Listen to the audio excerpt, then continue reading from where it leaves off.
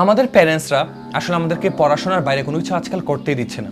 আমি খুব ভালোভাবে লক্ষ্য করছি তারা শুধুমাত্র চায় আমরা A+ আনবো, আমরা জাস্ট গোল্ডেন আনবো, আমাদের পড়াশোনাতে আমরা বড় বড় সার্টিফিকেট আনবো।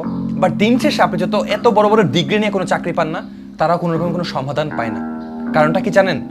আপনি আপনার লাইফটাকে একটা পেপারের মধ্যে সীমাবদ্ধ করতেছেন। এই তো আমি একটা ছেলেকে চিনি, তার ক্যাপাবিলিটি, তার পসিবিলিটি তার লাইফের মধ্যে অনেক বেশি, ওর মধ্যে অনেক বেশি ট্যালেন্ট। আর তার মা বাবা চায় সে হচ্ছে IELTS দিয়ে বিদেশ চলে যাবে, বিদেশে গিয়ে কোনো 9 to 5 কোনো একটা রেস্টুরেন্টে কাজ করবে।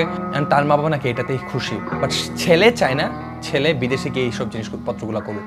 বাট তার বাবা চাই সে শুধুমাত্র এই জিনিসটাই করবে। কোনোভাবেই তার বাবা হচ্ছে মানতে নারাজ যে এইগুলো বাদেও অন্য একটা কেরিয়ার আছে।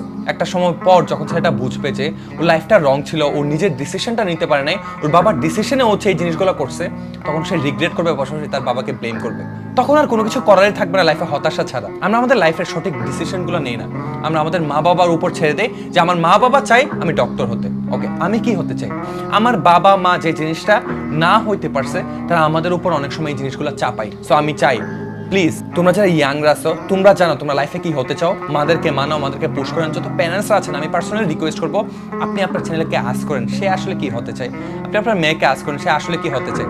আপনি যা চাচ্ছেন, আপনি যে জিনিসগুলো করতে পারেন নাই, তার উপর চাপাই দিয়ে তার লাইফটা শেষ করার কোনো মানে হয় না।